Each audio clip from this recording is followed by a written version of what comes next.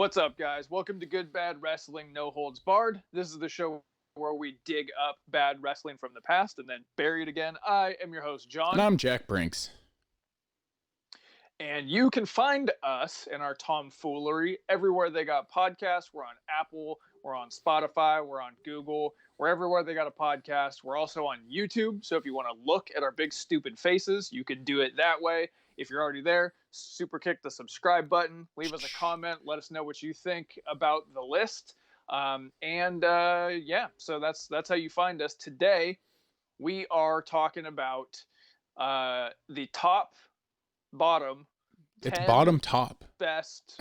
bottom top 10 worst best gimmicks that legends would like to forget. So that is a great name. It rolls off the tongue.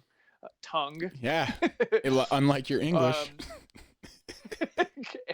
Because we are great at titling episodes. So yeah, what we did was we put together a list of 10 terrible gimmicks that people who went on to be legends had at some point in their career. So these are the 10 gimmicks that those legends would like to forget. So we didn't get this list online. So this is our list, our rankings, our top, bottom, 1 to 10, whatever. So you guys get at us after and tell us what you think of our order, and if we're missing something, and tell us how stupid we are. And our ranking for this is it's the horribleness of the gimmick in comparison to the status of the legend. Yeah. The bigger the divide, the closer to number one. So I'm going to start real quick with I said we were going to do an honorable mention. And that is the honorable mention, Mr. America, which was Hulk Hogan. It seems that we can't go an episode without having to talk about Hulk Hogan. And that's one of the reasons I wanted to kind of force it in. Is that an inappropriate term with Hogan? You cannot say that. So, for people who don't know, I can't remember how it started, but he wasn't. It was so I do. Hulk Hogan got fired by the McMahon family, and so Stephanie McMahon, who was a babyface at the time, rehired a hot prospect, a hot free agent, a rookie, and she brings in this orange-skinned, yellow mustache guy wearing all American flag that comes out to Real American, poses, rips his shirt. I, for one, loved Mr. America. Yeah. I thought it was amazing and really, really funny. There's actually a promo that him and Piper had where Piper was getting frustrated that he couldn't prove that it was Hogan. The only reason it doesn't make our list is because it was an in-storyline intentional bad gimmick. So, but it was really so really what good. is real quick, what does that do to the whole Hogan Terry thing? Where does Mr. America fit in there? There's a third personality. All right, so let's get to the list. Let's kick it off. Who is number 10? I don't know. Who is it? No. Who is number 10? I don't know. I'm saying is number 10 is who? Number 10 is who? Who?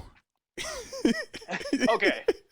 And if we were in the same room, I'd slap you. And this is why that character was created, which is why it's added to the list. So number 10 is a character named Who. And short-lived, from everything I could find, the person under the mask was Jim the Anvil Neidhart. From what I could tell, this was just Vince McMahon trying to pop himself. The only thing worse than the gimmick is the jokes coming from us and from commentary while he was out there. It was, who's on first kind of crap. Which is apparently why it was created, for the jokes, for him and Jerry Lawler on commentary to who's on first, that's what it was. He gives that to Jim Neidhart, who had already gone through multiple stages of the Hart Foundation and title runs, and this was who debuted in July of '96.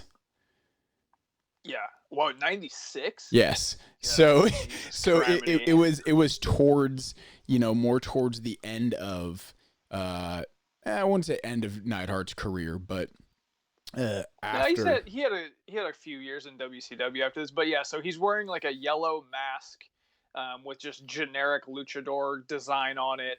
It actually isn't that bad of a look, because he had I wouldn't say he had a body, but he had a look. Like, he looked imposing and massive. And until I looked it up, I was like, is that Arn Anderson? I was like, no, it's way too big for Arn Anderson. But like, yeah, it's not that bad of a look. But the name is stupid, and the fact that it only existed for Vince McMahon to entertain himself using a legend to do so. Yeah. Come on, man. Oh, all right. So Number nine, we have the fat chick Thrilla and that 70s guy. so bad. So Mike Awesome was the man behind the gimmick. I knew a little bit about Mike Awesome. I was most familiar actually with this stupid character of that 70s guy, but also his work with like Masato Tanaka in ECW. Mike Awesome was basically a giant luchador.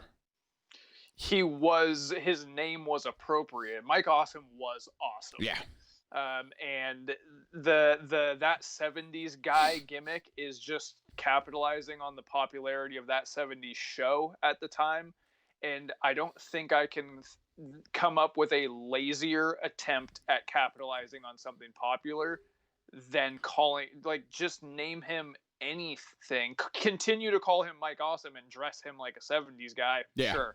Yeah. That 70s guy, like, and also there he had a mullet long after it was cool. That was cool, man. So they were like, yeah, you're like a 70s guy. It's so bad. So this makes the list because Mike Awesome, and I learned more about him doing some research, but he was like a brass knuckle fighter. Really? Yeah. Brass or bear? It said brass. I didn't know there was such a thing as brass knuckle fighting. But he was, from what I've read, he was a legitimate badass. He was a tough dude, and I buy that. His stuff from my memory, especially in ECW, was some of the best stuff in ECW. Yeah. He was 6'6", 280, and he moved like a cruiserweight. I think he was ahead of his time. Yeah. I think at the time that he came around, there was still the idea that if you looked a certain way, you had to work a certain way. Yeah. Which is neither here nor there. What you're not supposed to do with a guy that looks like that is put him in some oversized sunglasses and a floral print shirt and call him that 70s guy. Yeah, it was a huge squandering of a talent. Fun, interesting fact of Mike Awesome, he debuted on February 26th in 1989 and retired February 26th, 2006. Wow, he made it to 2006. Wow. Yeah, But same day. That's kind of cool. And then his untimely death. But I'm sure if he was with us, he would want to take those gimmicks back. Number 8 on the list is not actually one person, but it's a faction in WCW. WCW was obsessed with factions after the success of the NWO. And shitty characters. They were cranking out shitty characters and shitty factions one after another. And they decided to take Hugh Morris, who I don't necessarily put into the legend category, Chavo Guerrero, Booker T. Was it Booker T? Was it Lance LaRue? Lash LaRue. Yeah, Lash LaRue and Van Hammer. And Tylene Buck. Yeah, and Major Guns, and put them all together to be a No Limit DX knockoff called the Misfits in Action. And they had like a rainbow military thing going on. It was brutal, absolutely brutal. People didn't even like it then, let alone how it comes across now. What makes the list for me was the names. right? So there's some solid talent on that list, namely Booker T and Chavo. But they went their names in the faction went as such. Hugh Morris was the leader, and he was General Hugh G. Rection. Booker T, former leader, was G.I. Bro. Yep, sure was. Van Hammer was Private Major Stash. Tylene Buck was Major Guns, which she made my list for our worst pay-per-view draft, if anyone remembers our whiskey draft. Yep, I can't believe this is only the second time she's ever come up. Chavo was Lieutenant Loco. That's not terrible. Too bad. It's not the worst gimmick you would have. he might pop up later. The Wall was Sergeant AWOL. The Wall was in there? Very creative. Oh man, I didn't know that. And Lash LaRue, Captain Cajun. I like Lash LaRue. I did too. He had the fucking L mutton chops. Yeah. Yeah. I was kind of a Lash LaRue supporter, but yeah, it was so obviously a DX derivative, and then when is that the same group that then became the No Limit Soldiers? I think it did. Yeah, crap, pure crap. Like you said, WCW had their factions and they loved them. They had the NWO, and then they went the NWO Red and Black, the Wolfpack, and then the LWO, and that like it was everybody in that company was in a faction. Yeah. Yeah, it was brutal. It was brutal. Sticking to Chavo Guerrero, coming in at number 7. Okay, so Chavo is a Guerrero. Yep. The Guerreros are probably neck and neck with the Hearts, I would say. Yeah. As far as wrestling royalty families go, and he's a very significant part of and that. the Inouye. And the Inouye family. The word Guerrero is Spanish for warrior. Their Hispanic heritage is a very serious part of their gimmicks, of their ring attire, of their entrance, of their mannerisms. Well, for a little while during the Spike TV era, which we all loved in WWE, he dropped the name Chavo Guerrero and went by Kerwin White. And this was a character who wanted to be mainstream, so he, on TV, dropped his Mexican heritage, denounced it publicly, drove a golf cart to the ring, dyed his hair blonde, came out to Frank Sinatra. Terrible idea. Absolutely terrible idea. All right, so I just wrote when we were making this list problematic, right? So there's always these characters, but they have him go on. I don't know if this was his idea. I'm going to guess it wasn't, but he goes on and talks about how he called himself in his debut on Heat the Great White Hope. Yeah. And his Raw debut is Todd Phillips and Jonathan Coachman on commentary, a white guy and a black guy. And Todd Phillips goes, oh, look at Chavo. He's got white hair. He's got a polo shirt and a sweater. He's driving a golf cart. He's wearing khakis. He's me. And Coachman goes, that's actually not a good thing. And then Todd Phillips says, funny enough, I was actually born African-American and then changed myself white also. And Coach on live TV goes, don't joke about that. Jesus Christ. When people start chanting Chavo, and he goes, who? He left the building. He's probably getting a job at a taco stand. Like, there's you and I are not politically correct people at all. to say the least. We are not politically correct people, but there is such a thing as a time and a place, being able to read a room, having the sense of when and where to put non-politically correct things. wrestling already has the stigma of certain things. Don't lean into them.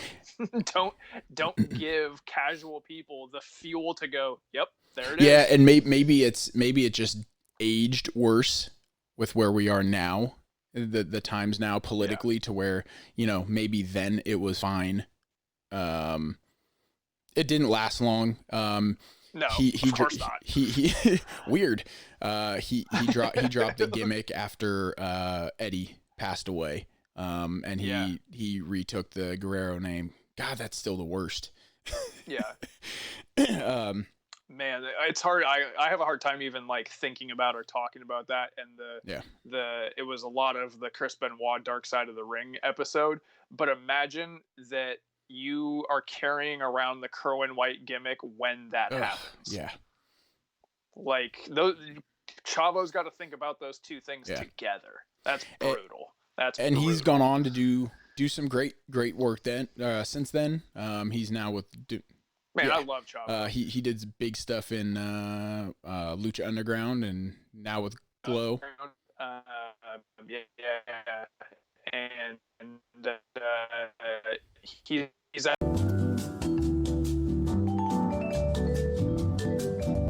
All right, coming in at number 7. Sorry, number 7. Number 6 is 7. No. Six is 7. So coming in number 6 is Dustin Rhodes, character 7.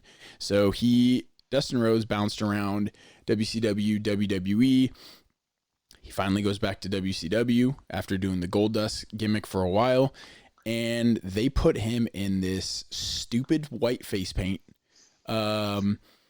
They cut these vignettes of him like outside little kids' rooms, like windows, staring at them. It's fucking creepy. And his debut, he comes out on it's basically looks like the Undertaker entrance.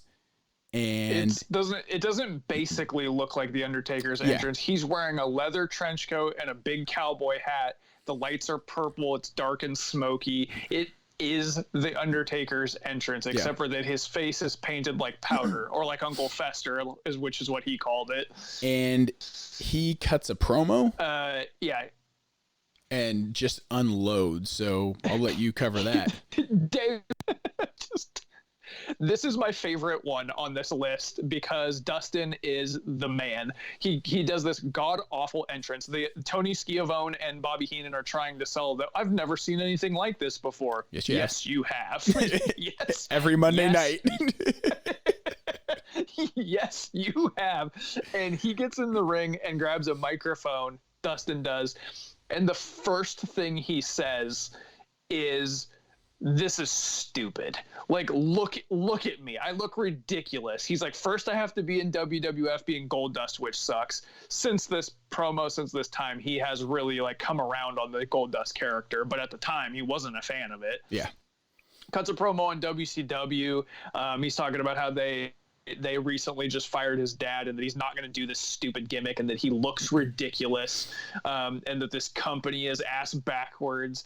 Maybe or maybe not a work, but I think the only time I've ever seen a character debut and the person doing the character go, "Fuck this." I was cracking up watching it. In retrospect, I don't think this hurt his career at all. Like, it didn't have had zero effect on his career. It's just, it was in such poor taste. It's such a WCW thing. For sure. My favorite part of the whole thing is, it might be yours too. It's somewhat subtle / super obvious. So he's on the zip line, right? He's dangling from a zip line, and you're getting glimpses of him. He's in S&M bondage leather, and he's got the big hat, and his face is painted stark white, and it's dark, yet you can still very clearly make out his handlebar mustache, which he didn't shave before putting the paint on. So good. So good. Oh man, whenever somebody doesn't remove their facial hair and then they just put face paint over the top of it, it's so funny to me. Oh man. So and then he went on to do great things. I actually am a big fan of the Goldust character. I love the Goldust. I love every incarnation of the Goldust character. Yeah. To be honest with you, I like the super androgynous, like creep people out with homophobia one. I like the problematic Tourette's version. Electrocuted. Yeah. I like just, his like last WWE run where he was just basically dust and painted gold. Yeah. And looked like Darth Maul. All that stuff. I enjoyed every his whole career has been enjoyable to me. I mean, other than 7, but to be honest with you, I didn't even remember it until we looked it up. I think he's one of the top underrated wrestlers. Yeah. In history. Yeah, he's highly rated and he's still underrated. Yeah. Moving up to number 5. Let's see, where do we start with this one? I think you have to start with the Legion of Doom, actually. Who I don't need to explain to you guys who the Legion of Doom are, the most probably popular tag team in history. Yep. Well, when they were in WCW, Vince McMahon said, I fancy me some of that. So he started his own Legion of Doom knockoff, which was Demolition, and actually a pretty successful knockoff. Well, yeah. Demolition Smash, I think. Smash, yeah. Yeah, he was Smash. Barry Darsow. He was also a bunch of other things, but most notably known for Smash in Demolition. And the Repo Man, which you will remember from our Family Feud episode.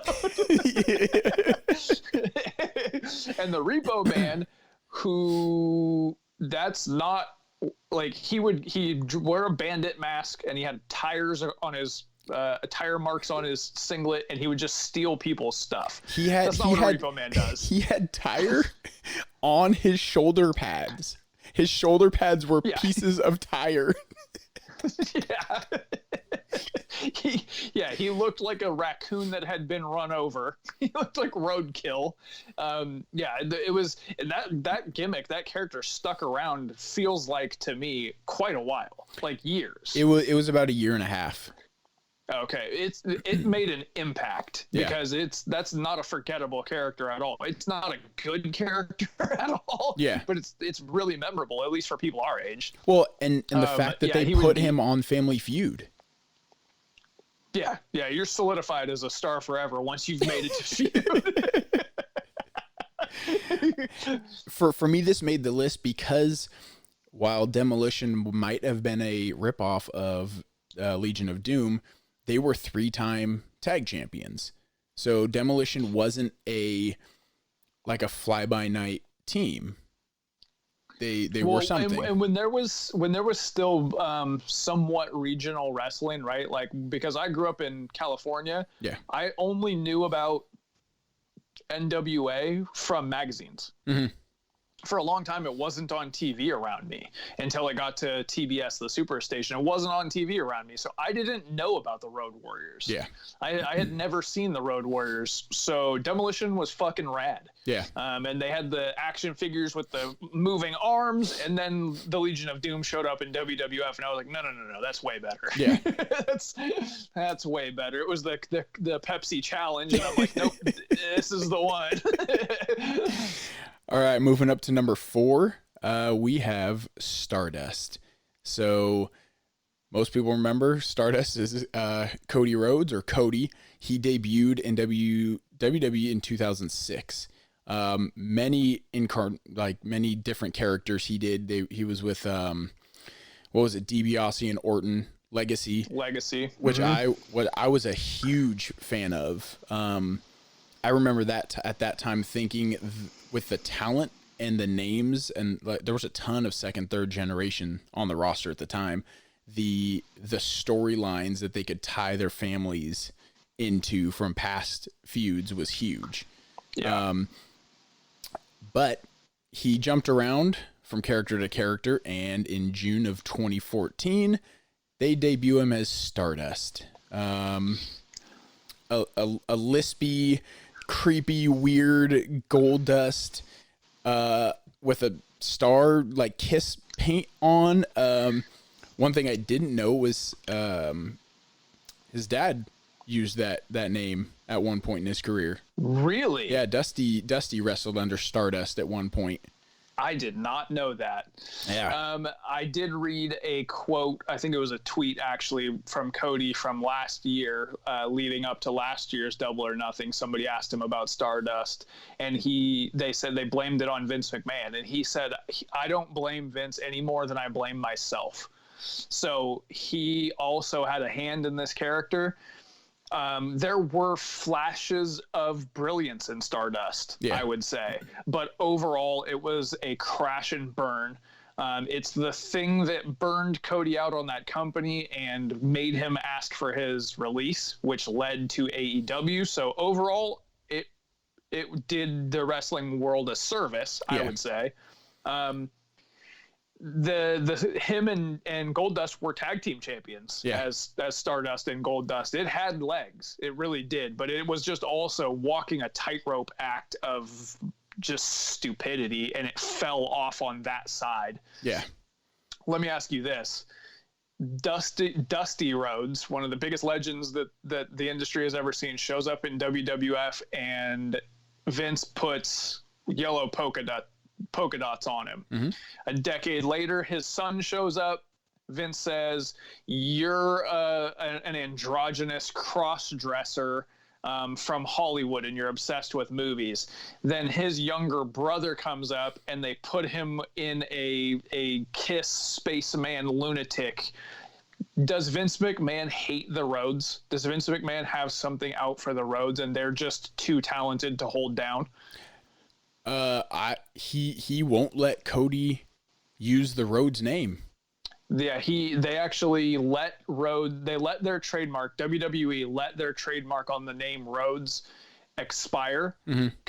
Cody put in a claim for it, and initially they didn't dispute it, and then they did dispute it.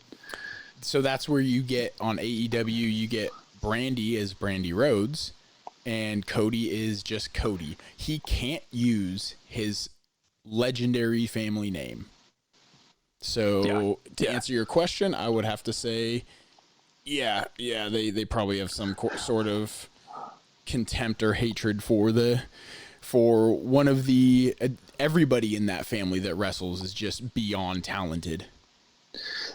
Everything they touch, no pun intended, turns to gold. Yeah. They make it work no matter what it is. And I can't think of anything that any of the three of them did that other than booking. Dusty has a lot of questionable WCW booking decisions, but as characters, I like almost everything that all three of them have done.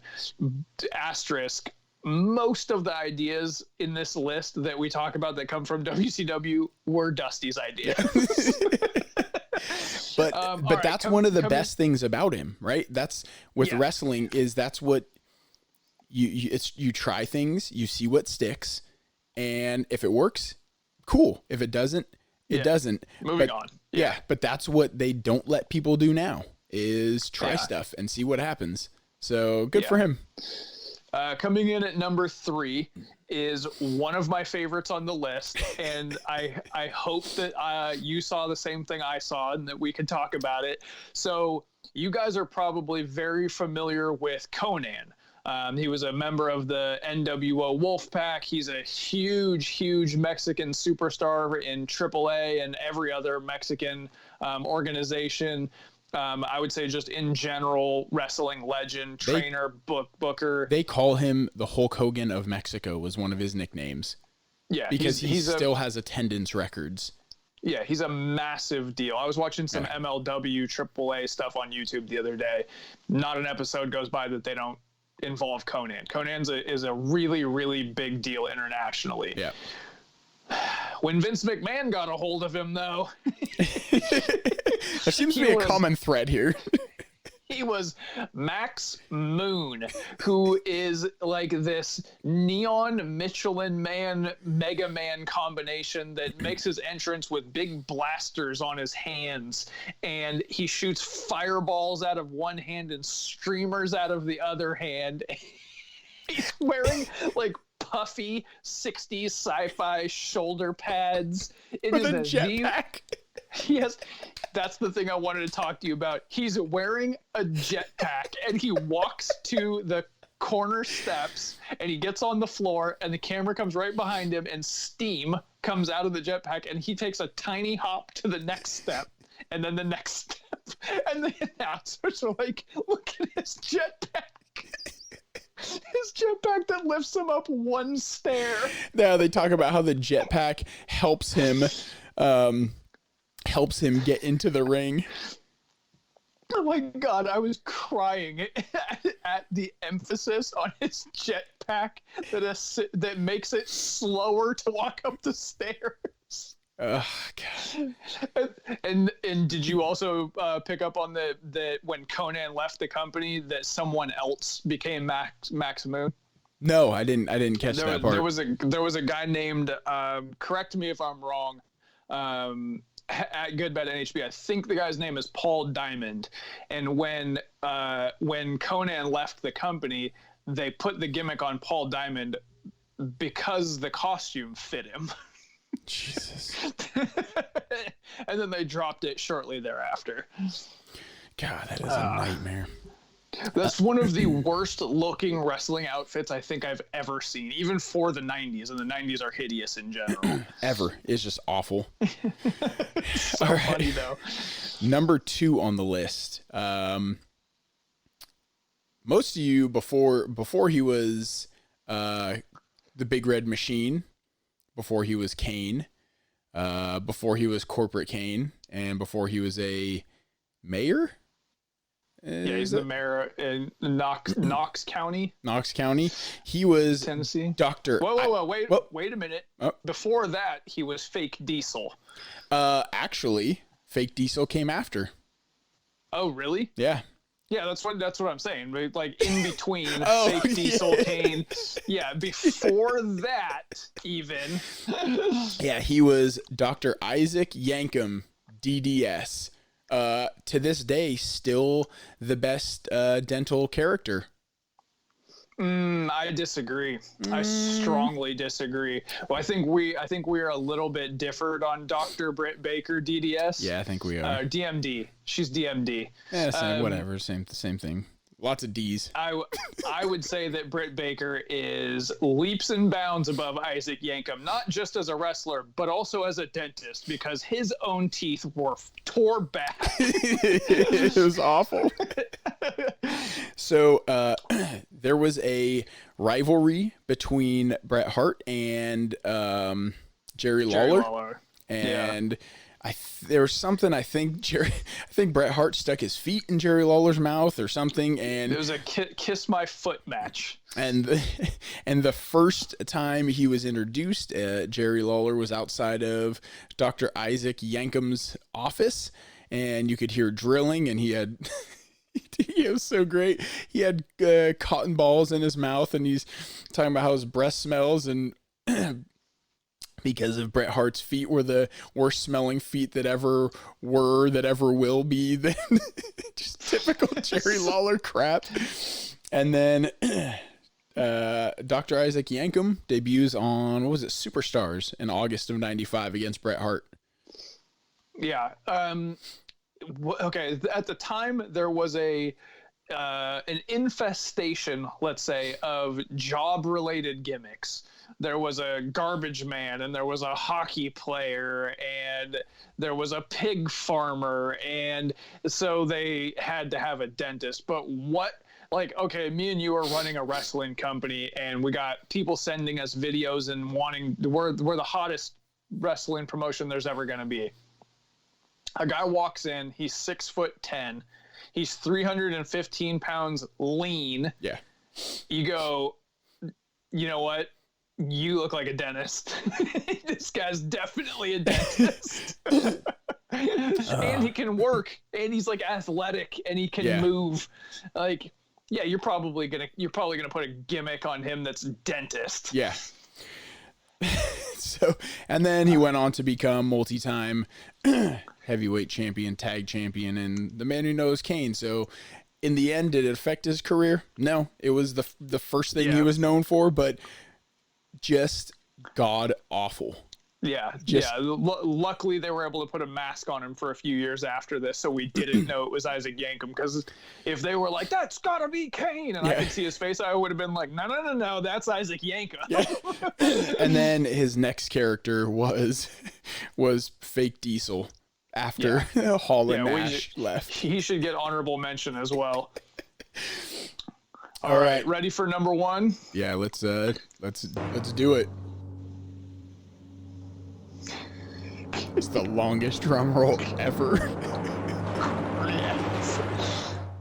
All right, the bottom pick is big, sexy Kevin Nash as Oz. Now, if you've never seen Kevin Nash's WCW character Oz, press pause right now. We'll wait. Welcome back. And this is absurd to another level. This is a Dusty Rhodes idea, by the way. Was it? Yep. Weird. So you have another 7 foot, 300-pound jacked guy, not that great of a worker at the time.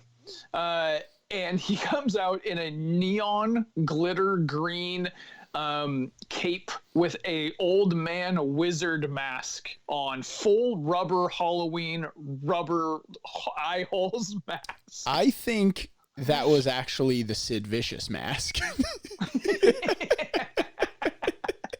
I have half the brain that you do. Okay, I think I know.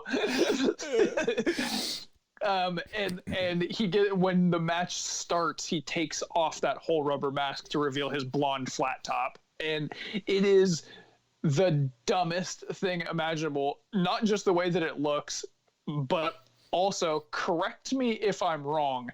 It's been a long time since I opened a geography book. Pretty sure Oz is a place and not a person. Yes. Well, but there was the all-powerful Oz, right? That in the movie. Is that a misconception? Is that like a Mandela effect, or is that actually it? That because it's the Wizard of Oz, not the Wizard Oz. Yeah, it is the Wizard of Oz, but he's the great and powerful Oz. Is it? Yeah. All right. It's still stupid. It's absolutely awful. Oh, it's completely terrible. And to we're tying this into old episodes from our past week's episode. One of the matches that he lost in his career as Oz, he lost to Arachnaman.